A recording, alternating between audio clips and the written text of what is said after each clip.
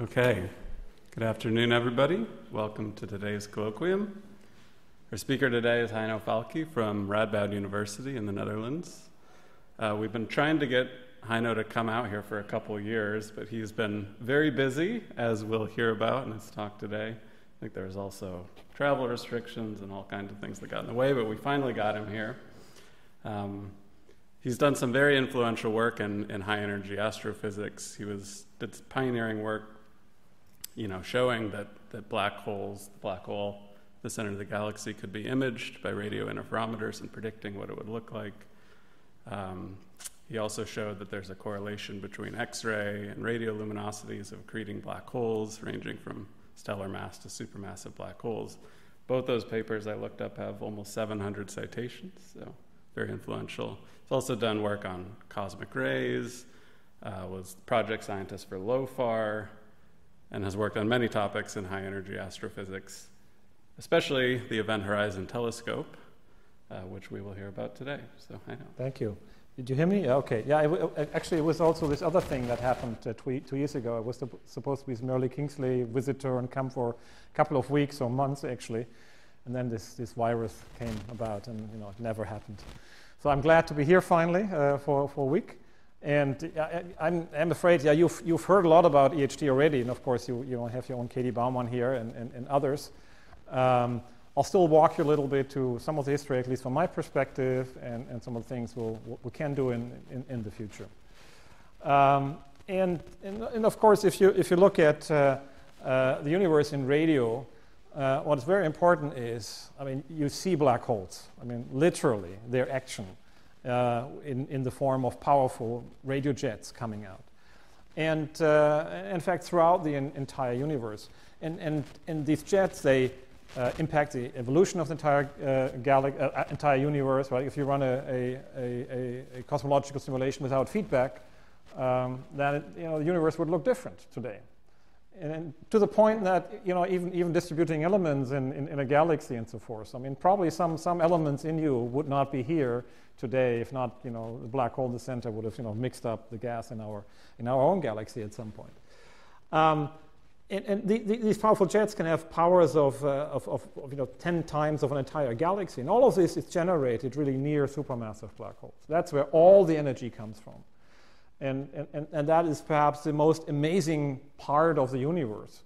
On the one hand, you have the brightest object in the universe, the hottest plasma, the most efficient power generation, next to the darkest and coldest spot in the universe, the darkness of the event horizon, all existing next to each other. And essentially, almost the entire high-energy universe is made by these powerful jets, particle acceleration, a lot of gamma ray emission, most of the gamma ray emission, ultra-high energy cosmic rays.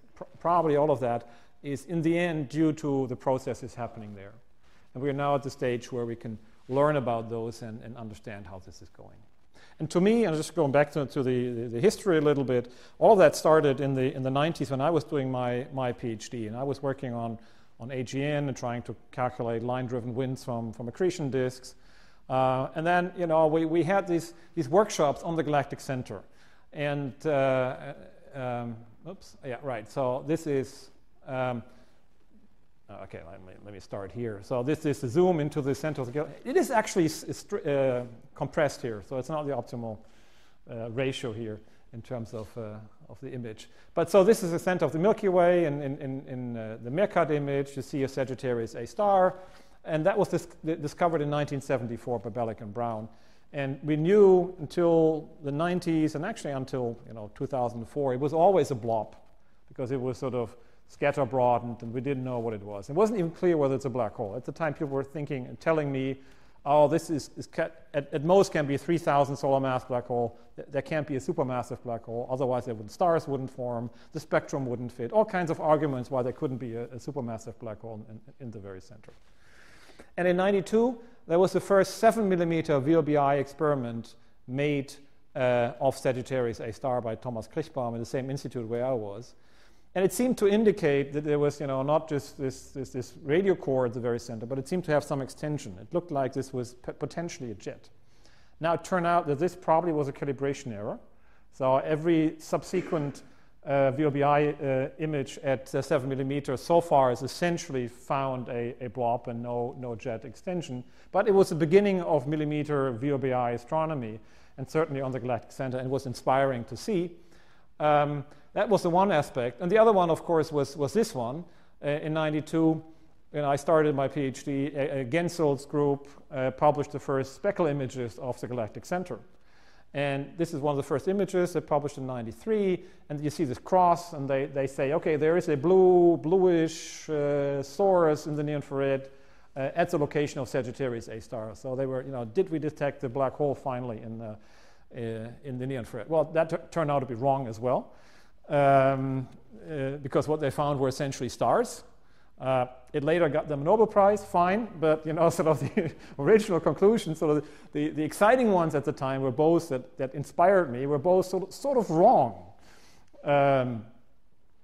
Some wrongs can make a right, and that happened in this case, of course. And this zoom into the center of the Milky Way. When you look through the dust, you see the stars in the very center as they orbit on timescales of 16 years or longer.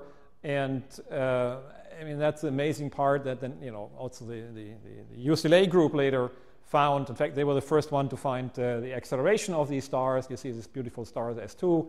And then you have this amazing results from gravity, this VLT interferometer, where they really, really can see that. I was there when the first data came out. I happened to be in Garching, and you could see the data within a week or so. You would see the star going around. And that's pretty amazing to see this almost in real time, the star going around the center. And it showed that there is this supermassive object in the very center, and actually it is the center of mass is really identical with a radio source. And so that together, 10, 15 years later, it convinced all of us there is a supermassive black hole. But in the beginning, it was unclear. I tried to understand what the radio emission is, what it tells us.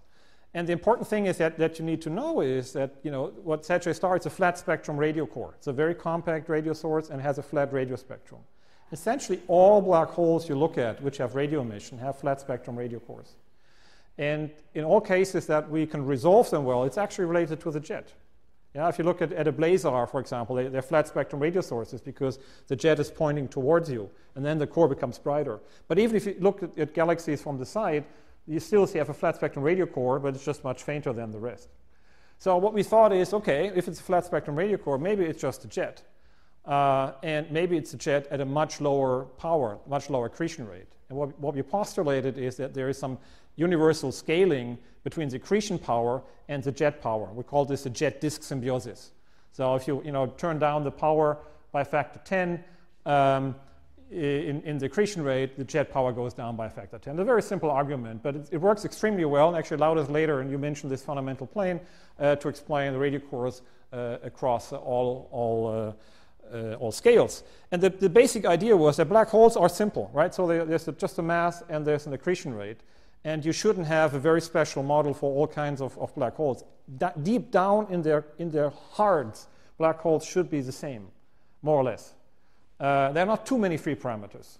Certainly if you go also to very hot plasmas, because the temperature will go to the virial temperature, and the speed will go to the sort of Keplerian speed around a black hole. This is all related to the speed of light. It's always the same. If you have a small black hole or a big black hole, the temperatures will be very similar, the speeds will be very similar. So that was a basic idea. Then we went to, and so today we think that the accretion, at least in low luminosity AGNs, proceeds in these optically thin accretion flows.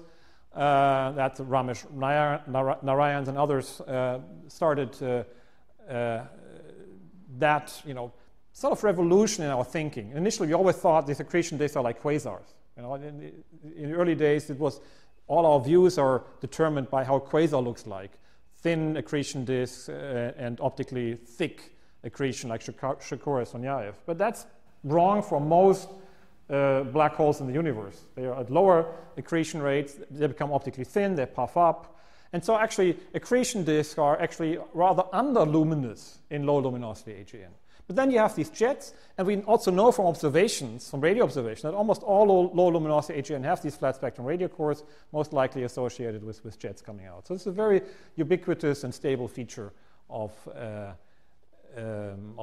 black holes. And you can calculate this back on the envelope, and sort of, I think that's a good advice always. You need to understand the physics and in a very simple way.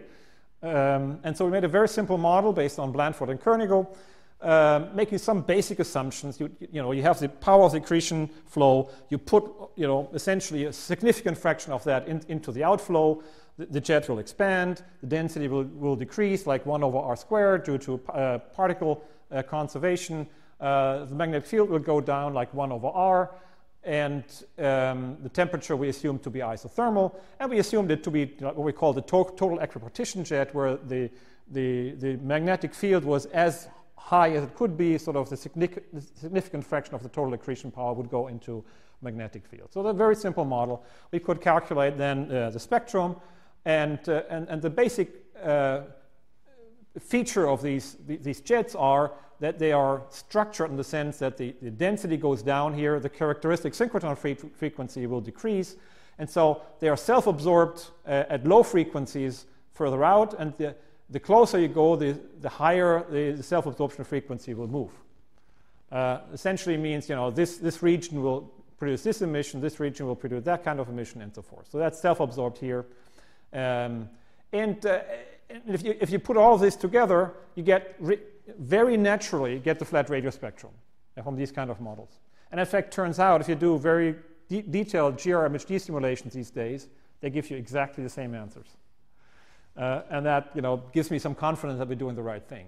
And the interesting aspect of fitting the Sagittarius A star, which was a completely different parameter range from all the other black holes we're looking at, was that when we're approaching this peak in the spectrum, which was about a few hundred gigahertz, the models predicted this would be on the event horizon scale. And that was interesting. So we had 7 millimeter, we were about here. Yeah, we just did the first VLBI experiments, we were able to see it, and you extrapolate a little bit, and you could say, wow, this emission comes from the event horizon scale. We should be able to do VLBI at some point in the distant future. We should maybe potentially see this. And so, we calculated that. We said, if you go even further at sub-millimeter wavelengths, we should be approaching the size of the black hole.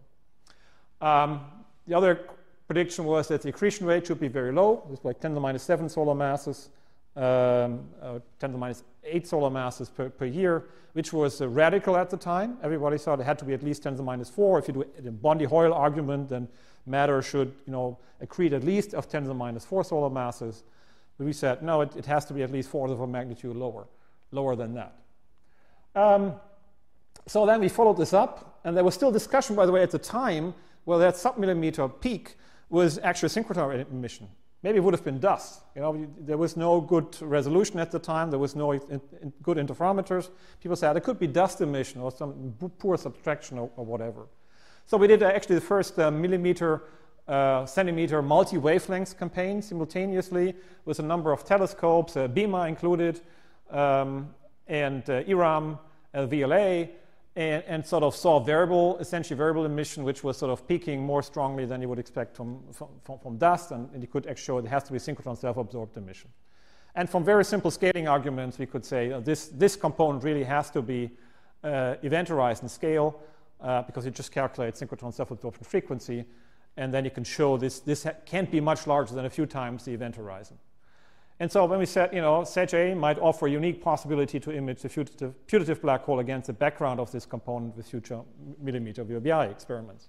Now you write this in the abstract, and nobody really, believes that somehow, right? So so we had to do more things. And let me make a little excursion. Of course, the other source now very well known is M87, which is a completely different ballpark. It's sort of 5 orders of magnitude more accretion rate, factor 2,000 more black hole mass, powerful jet, which you don't see in Sagittarius A star, and big discussions why. But if you look at the overall spectrum of the core, actually, it has a flat spectrum and turns down here. The only difference between Sag A star and M87 is that this has a power law extension to high frequencies, while Sag A star probably cuts off much more steeply. And in fact, if you do simulations, And if you don't high energy electrons, this is created by high energy electrons. In fact, you would suppress the emission from the jet, because all this emission you see of the jet is actually high energy electrons, not the ones that are sort of causing the flat spectrum core emission, but this is a factor 1,000 or higher energies in electrons. So interestingly, the spectrum of M87 looks pretty much like Sagittarius A star, but just a very higher level of power. Now, you mentioned already this fundamental plane.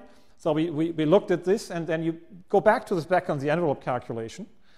And so I already explained this basic, the basic principle. You go closer and closer to the black hole, the magnetic field will increase, the density will increase, the self-absorption frequency will increase, and then you hit the scale of the event horizon. And so the spectrum cuts off, and then you only see the optically thin emission at this scale. And you calculate this for Sag A star or for M87, let's say, and you find it 300 gigahertz. Now, suppose you would not have had the black hole cutting it off. You would just continue, like a stellar mass black hole with a jet of the same power.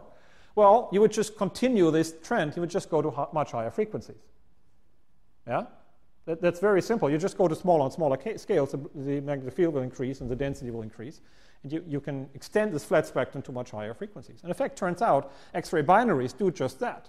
This flat spectrum doesn't stop in radio. It goes all the way to the infrared, and then it cuts off and it goes towards the X-rays. And that's very easy to explain by just the mass effect. And the second effect is, of course, the accretion rate. X-ray binaries, for example, have much lower accretion rates because of the maximum accretion rate you can have in the stellar mass black hole. So the B field will go down. You can again calculate this and calculate what is the peak frequency you can have in a black hole system. And it scales with 1 over the black hole mass, as I just explained, times the accretion rate to the 2/3. That's just essentially based on basic equipartition arguments.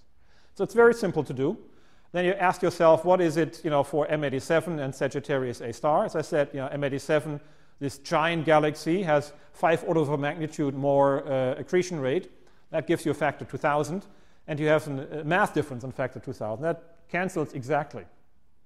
So it's just a pure coincidence that the peak frequency in M87 and Sagittarius A star that is emitted near the event horizon is at the same frequency. So the event horizon telescope would have not been able to make 2 images, would not have been, it's a complete coincidence. In fact, there are other galaxies, like we made an image of Centaurus A a year ago, where the peak frequency is in the terahertz. Then you would have had to build a terahertz array. So and then the other, of course, chance coincidence is that M87 and Sag A star have the same angular sky angular scale on the sky. So Sag A star is 2,000 times closer, but also 2,000 times more or less smaller, and so they appear the same size. So and sometimes you have to be lucky in astrophysics, right? That it's possible at all, and that these things conspire. And there's no deeper reason behind it than just sheer luck. It could have been completely different. But with the scaling, in fact, you can explain the radio to X-ray emission of low luminosity AGN, I stress low luminosity AGN, over all accretion rates and mass. And so that supports the idea that black holes are rather simple in the nucleus. So that's the one thing. And then the other issue was that I was calculating what the size of the event horizon, and I was calculating what's the angular scale, and it was too small for a VLBI experiment at millimeter if you have a global VLBI array. You would have needed a VLBI array and interferometer larger than the Earth in actually to see this. So that was a bit frustrating. Then I was skipping to this book by David about black holes. In fact, I was looking for Kip Thorne's paper, Novikov and Thorne, which has 700 citations now as well, sort of in this proceedings book. And I stumbled upon this paper, which had 20 citations, right, at the time, by Jim Bardeen. And then, he made this figure here, which, and it was calculated, how would a black hole look like in front of a star? You were thinking of an X-ray binary and an optical source, and you would have a black hole going in front of a star. And that's what you would not see. That's the light that would be missing. And that's the size of the event horizon for a maximally spinning black hole. I thought, what? Why is this so much bigger? And of course, the obvious is that black holes actually magnify themselves. That's the one thing. And the other one is that even if you have a maximally spinning black hole, you can get with your light very close to the black hole on one side, but you're actually going against the spin on the other side. So on one side, this region shrinks, and the other one actually grows. And that means that the spin is actually not a big factor in determining the size of this thing. And that really got me going. I said, well, that's interesting. So I talked about it at conferences, and again, nobody was sort of paying attention.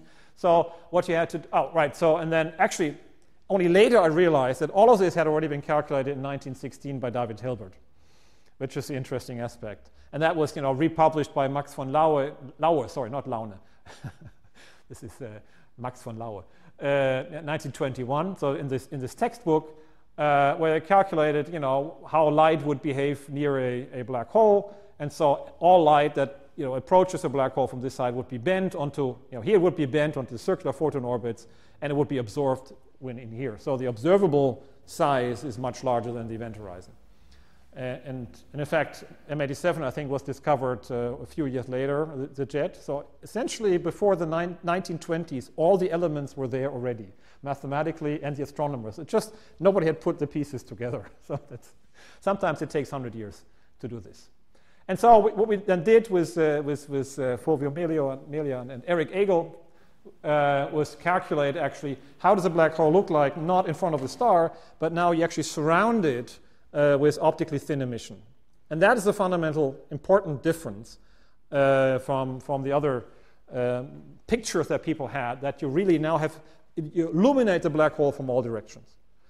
And it was nice to see that, even if you had a non-spinning black hole or a maximally spinning black hole, you'd always see that shadow. And it was almost of the same size. It only changes, size by almost 8%, plus minus 4%. But whatever you did to jet or an infall or rotation, you always see the shadow. And so that makes it a very, very robust prediction. That's important. It's bad for all those of us who now want to measure the spin of the black hole, because it's a very difficult feature to find. But as a prediction, that's important in science, that you have a clear, predictable feature, and then you can measure it, and then you can tell, this is what a black hole should do or should not do. And so we said, if you do a Sagittarius star, then we really should see this. You have an optically thin accretion flow or jet spectrum, then we should see, we call it the shadow of a black hole. Why shadow? Because you're not seeing the black hole itself, you see the light that's missing.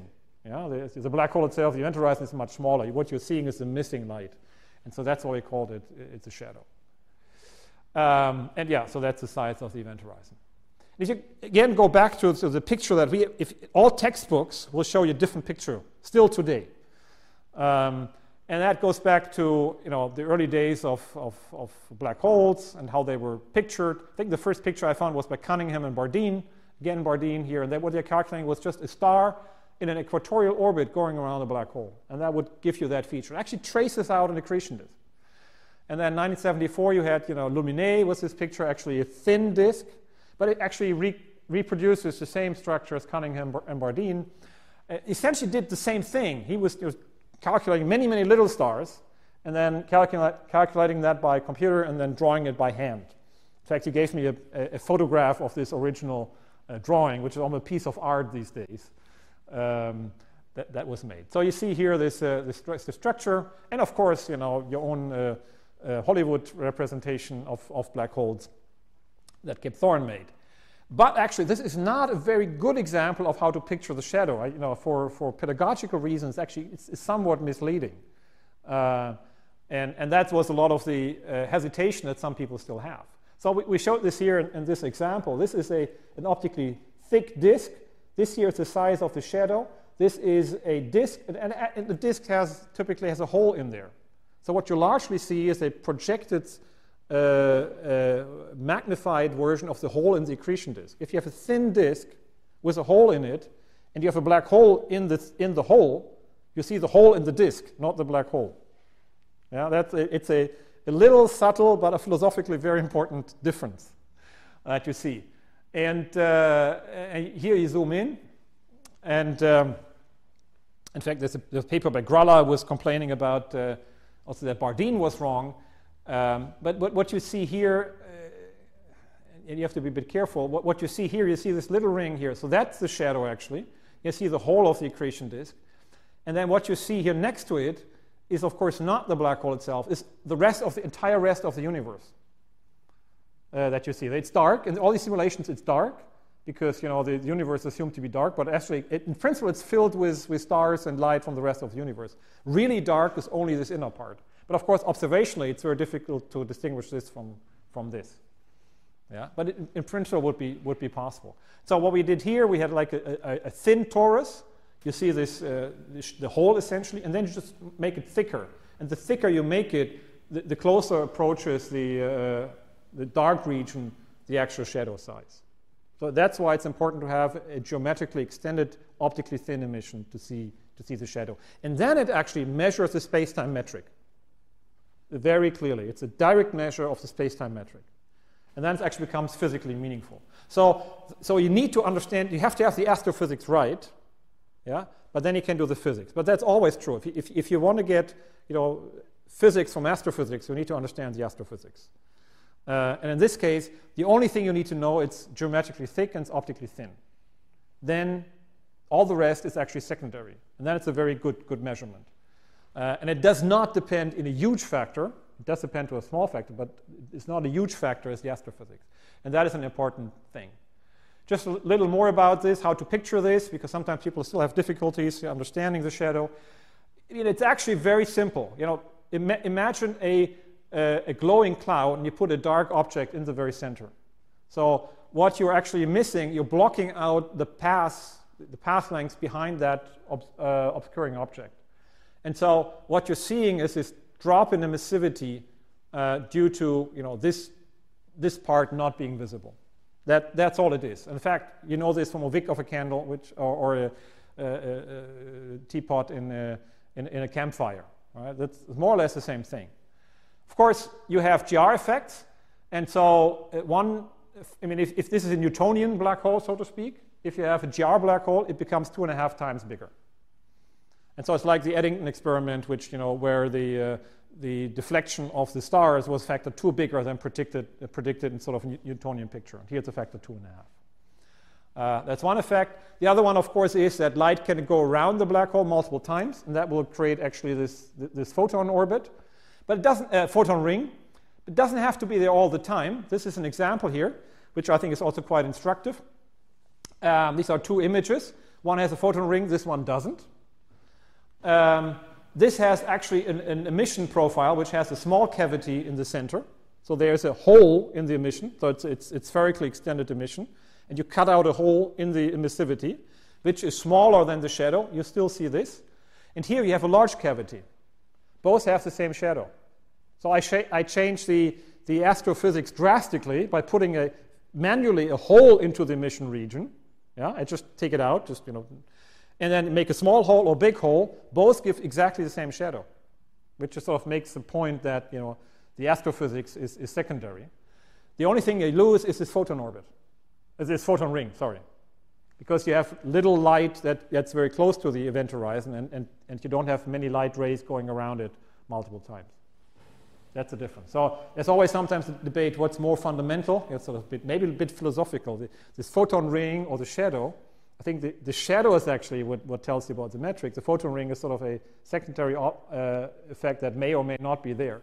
Of course, contains a lot of information as well. So just for the background. Of course, then, I mean, you've heard about the Event Horizon Telescope. I'm not going to say much about this, except that actually it truly is a global experiment. That is something to understand.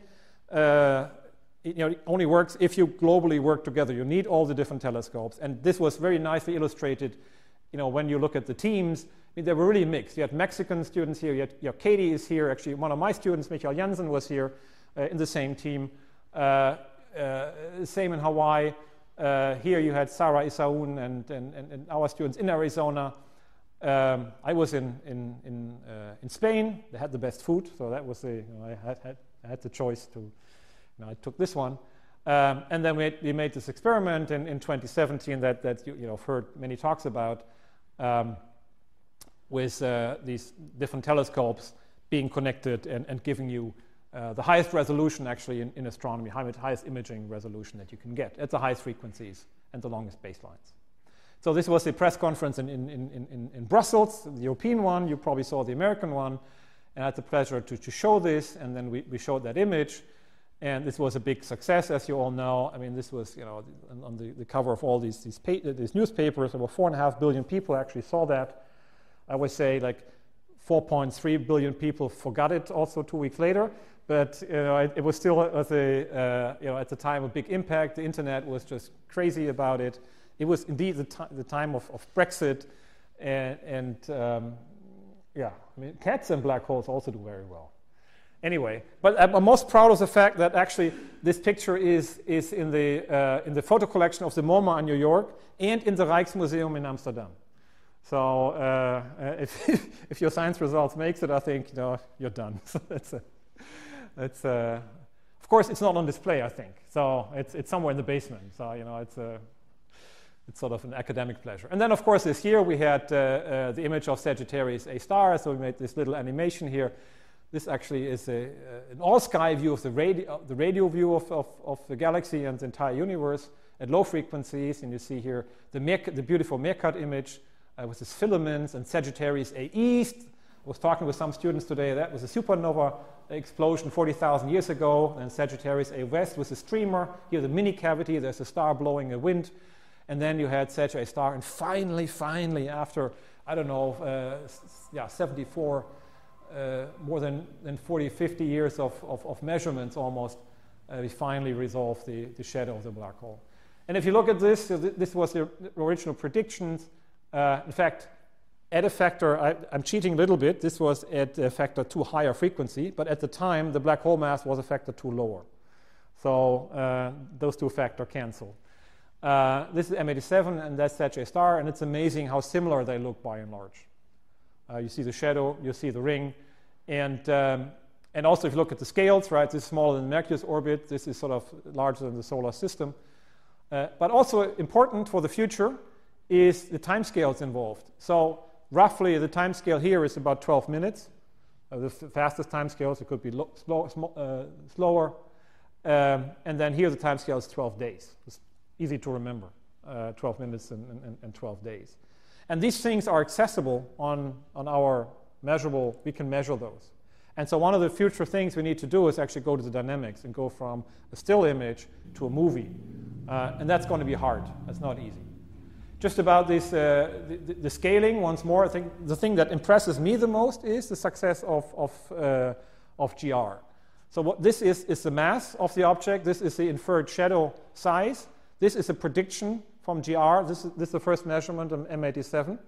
Then you can go to gravitational wave measurements and get sort of a size, and because the gravitational waves that are emitted are actually also emitted largely at the photon orbit.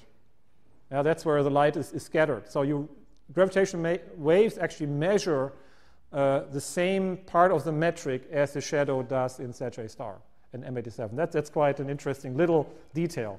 One is sort of listening to gravitational waves, the other one is seeing it, but it's the same, literally the same component in the space-time metric that you're measuring, the time-like component.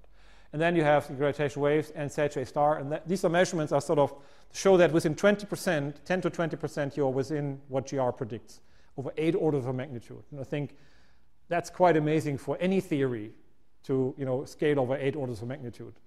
And there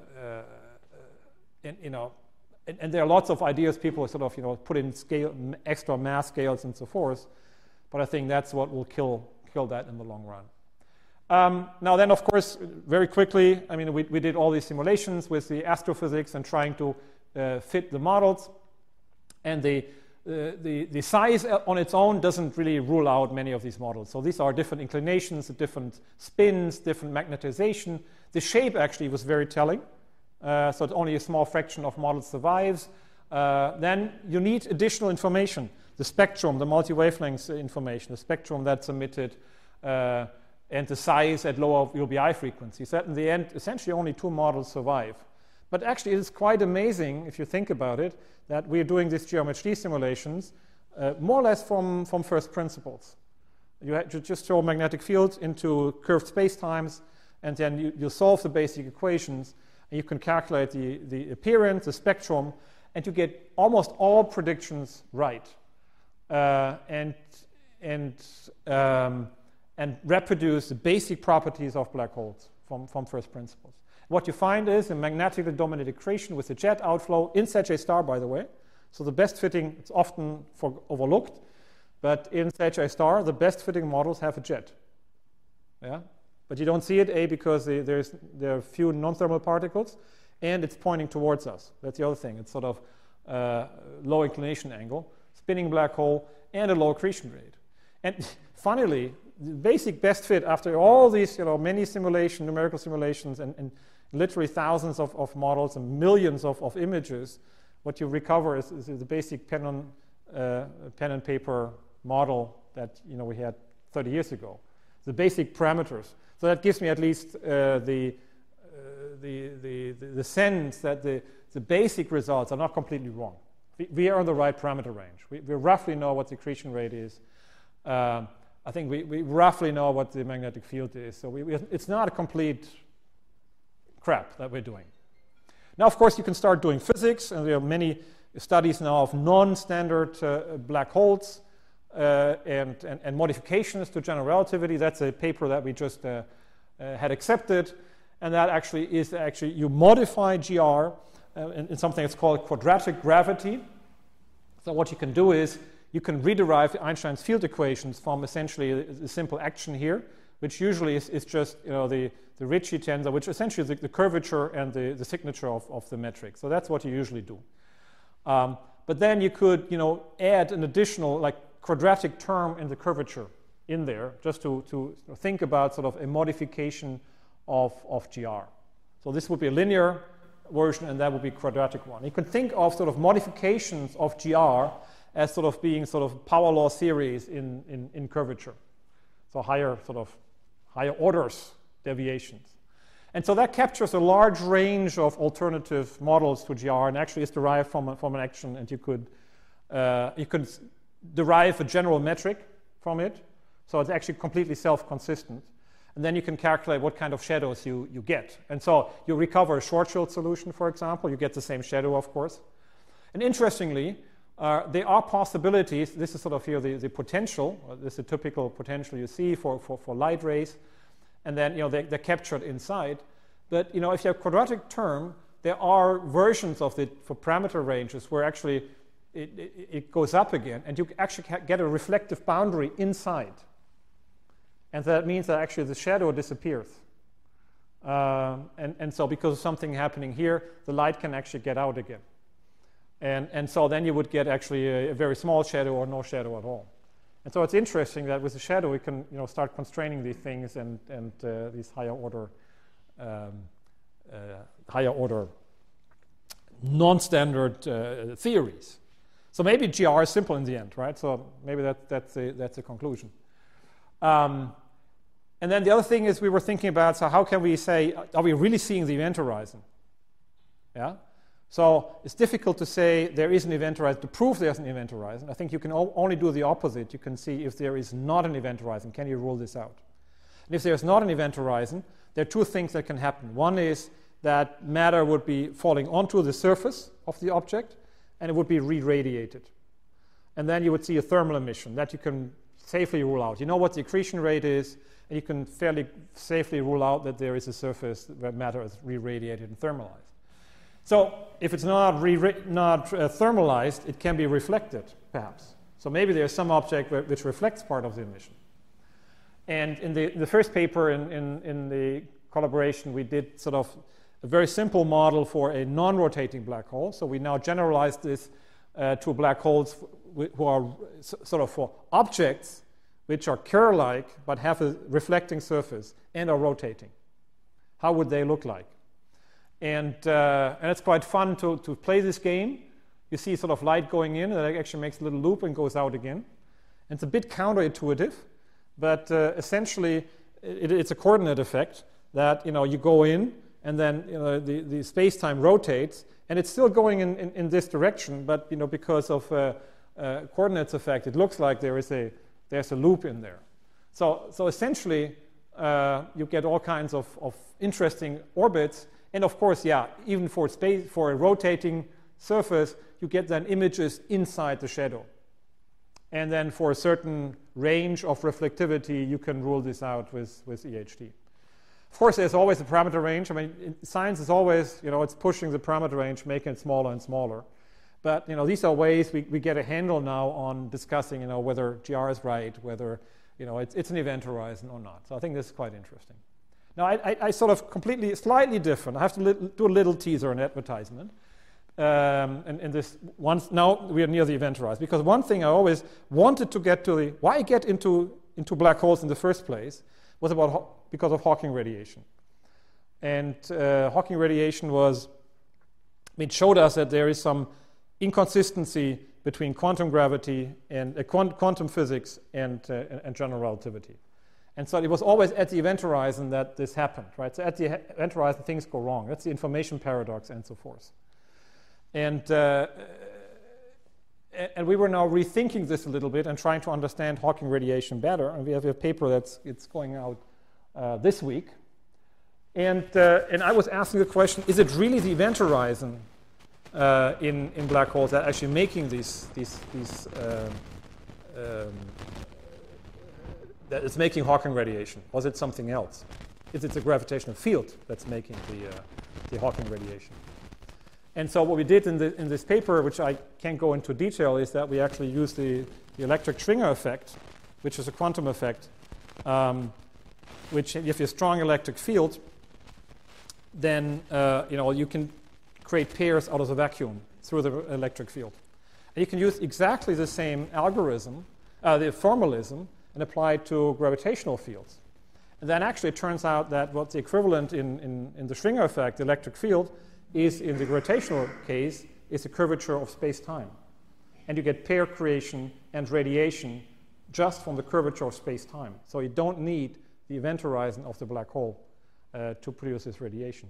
And so that's quite interesting. So now that we found this, after like 30 years, we found this event horizon, it may turn out to be not quite as important as I thought in the beginning. So it's interesting. But this will be an interesting discussion. So this is just, we're putting this out, and I think will lead to some discussion in the future. Just want to tease that a little bit. Now let's look in the future. I mentioned the next step is, of course, to do dynamics. And there are two aspects to it. One is just in doing more images. Because, the emissivity, of course, you saw was patchy. And that has to do with the turbulence nature of the accretion flow and the jets. And so you can show, and we did here, this Frank Rulofs, one of my students, did a very detailed simulations with GRMHD simulations and all kinds of detector effects that, very detailed simulations of a VLBI experiment, and then recovered the parameters. And one is, of course, the size of the shadow. And simply, it looks obvious, but you have to show it first.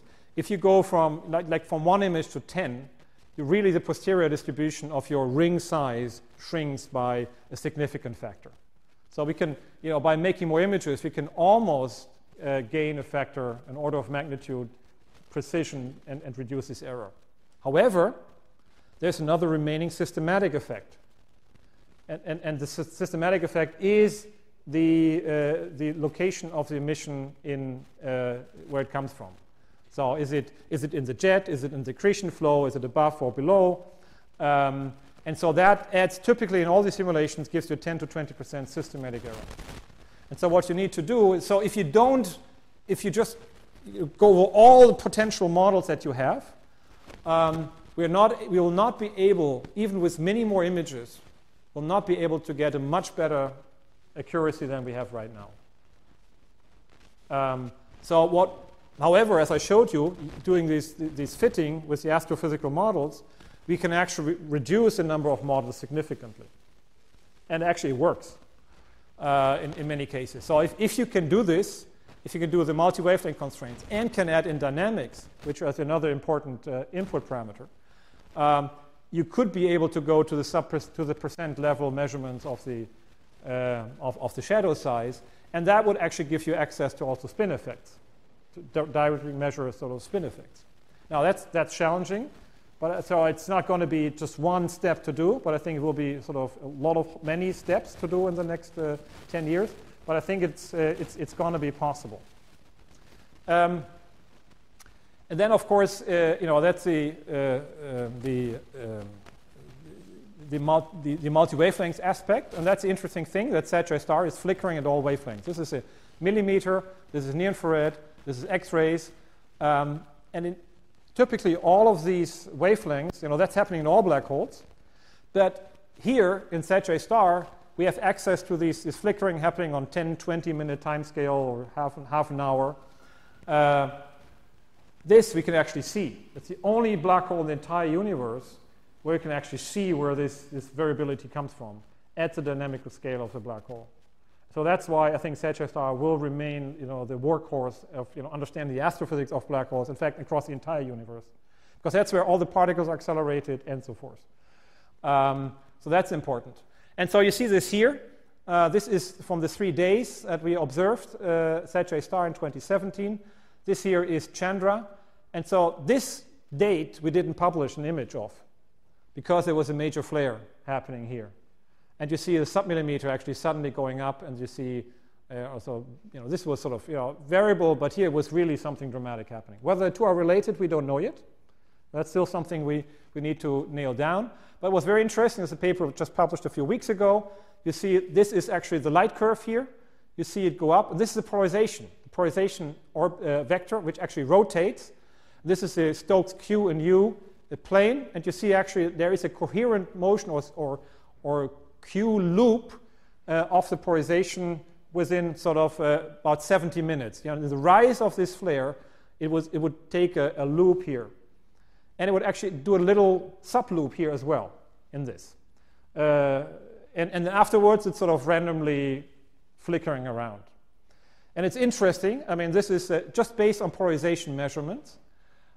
If you do a theoretical prediction of how a polarized blob orbiting around a black hole, how it would look like in polarization in this QU plane, for example, it would make exactly a basic thing like this with this little loop here in the very center, if the polarization sticks out.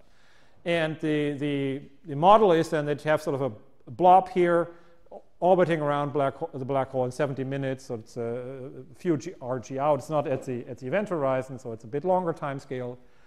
And with a magnetic field sticking out. In fact, this here different magnetic fields components. This is vertical magnetic field, this toroidal, radial, and you see that this little loop actually would look very different for different magnetic field configurations. And so that's quite encouraging to think that there are bright blobs in the very center that are going around. Interestingly, it doesn't have to be in the equatorial plane. It could be in the jet, for example. It could be going out as well. So people always assume it's in the disk, but it actually could be flowing out in the jet. So one of the things that we want to do is we want to expand the array to actually allow for more dynamical imaging.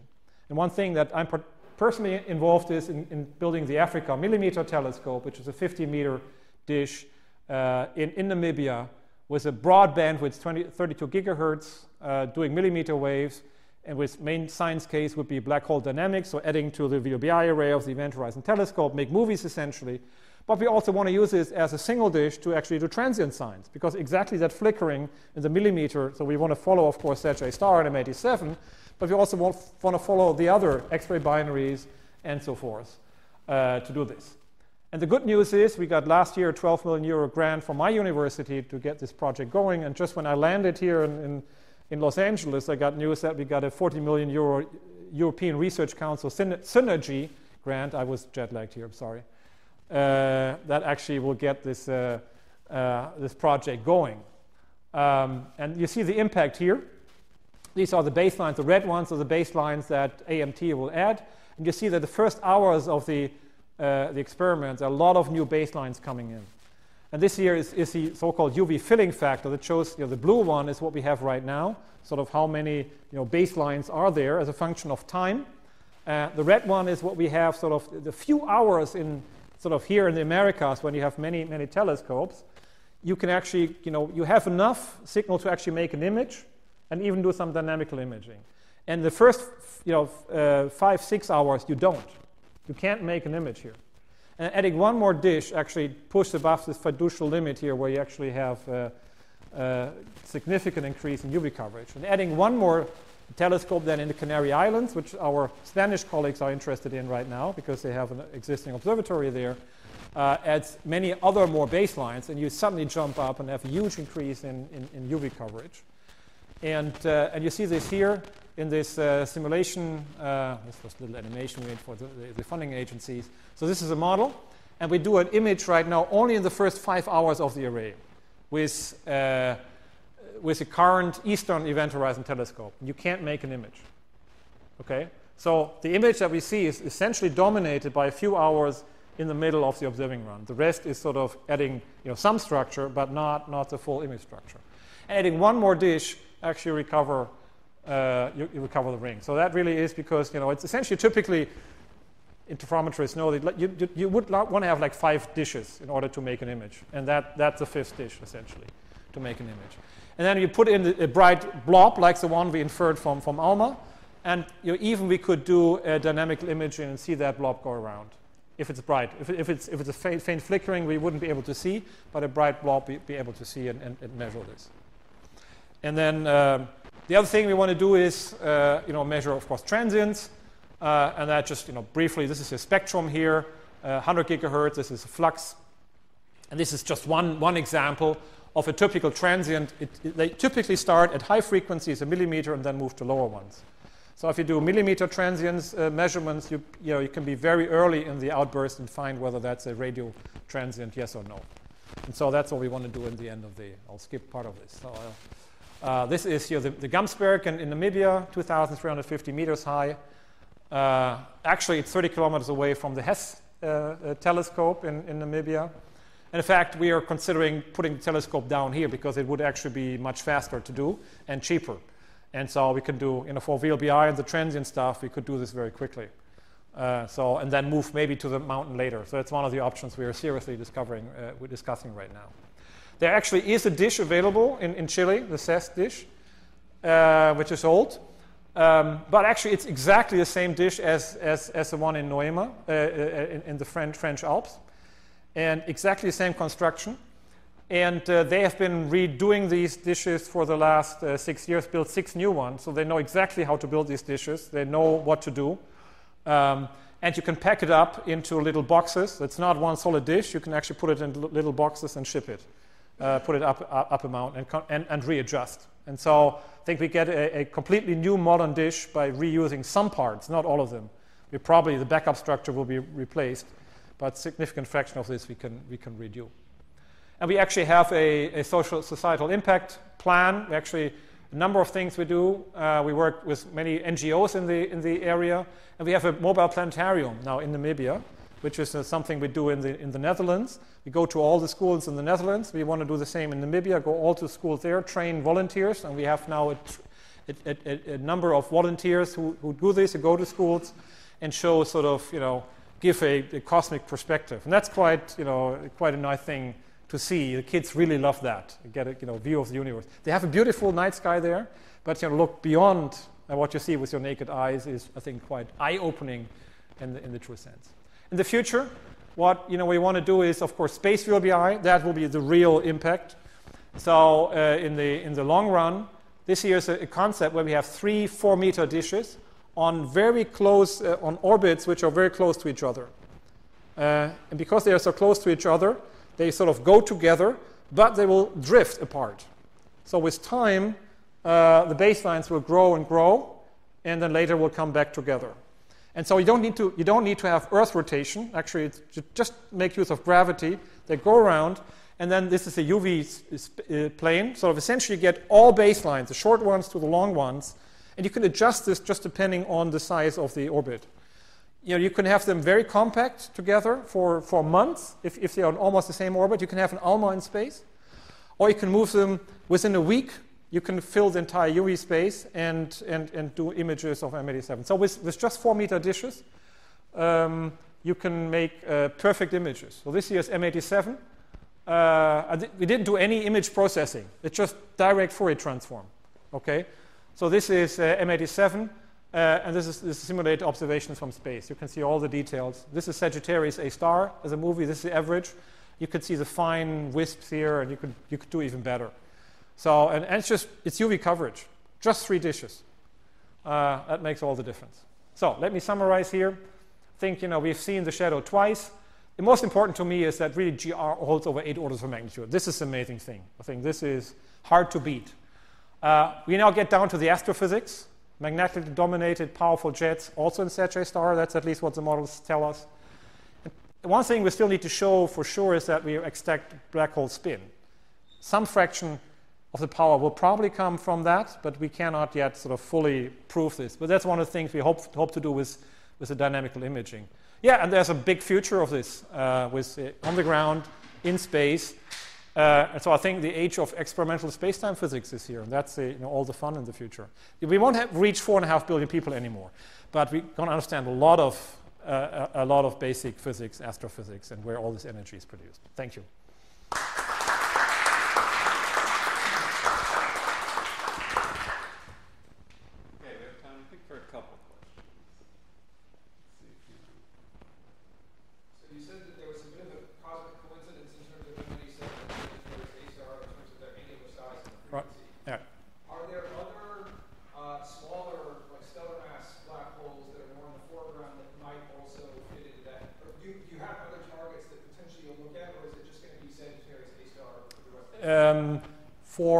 No, stellar mass black holes are just too small. It's sort of they would have to be 1 million times closer than Sag A star, and that would be essentially in our phase. So for that you'd have to do X-ray interferometry. People work on this, but it's still sort of 20 years at least in the future before this will fly. There are, if you go to space, there are a couple of other supermassive black holes in our environment. And in fact, I had a graph somewhere. If a larger baselines, you can actually image shadows at redshift of 6 or 10. Yeah, because at some point, of course, if you have really supermassive black holes, and then the universe becomes bigger again at the angular scales at high redshift, you can see actually shadows throughout the entire universe. That's the beauty of interferometry. It just scales with the baseline. The question, of course, whether you want to do this. I mean, that would be a way to measure black hole masses. Yeah? I don't think we need it for the astrophysics. I think with M87, the Sag A star will stand all the astrophysics. Maybe a bit a mouthful, but I think a lot of the low-power astrophysics will learn from these sources. And if you understand those, you understand the rest. Of course, quasars at very high accretion rates become more complicated, right? So that's yet another thing. But 90% of the black holes will understand. Yeah. Any other questions? Well, for those of us who've just been watching from the sidelines, can you say a little bit about the constraints on spin and whether we're really seeing a maximally curved black hole or something else? So right now it comes out of the fits for the astrophysical models. And in fact, there are still some of the non-spin. It's mainly for M87, it's the power of the jet, which we can't reproduce without the spin. In Sag A star, it's a combination of different factors. So it's not something I can point to and say, that tells you what the spin is. So that's why I think we'll need the dynamical measurements because, for example, flares, the flare could go around, you could see a direct image and then an indirect image a second time, and that will measure the space-time will be spin sensitive. So I suspect in 10 years we'll be fairly certain what the spin is, but there will not be one moment where I'll tell you, here, spin in your face. And then, of course, if you go to space, we can show this. I mean, with space, you can directly read off the image what the spin is. Yeah, so that's, I think from the ground, as some people say, we could, from the ground, we can give you 10 black holes with spins or whatever. I don't think that's true. Yeah. Okay, well, we're over time, so let's leave right. it there. Thank Heino again. And that's the book here.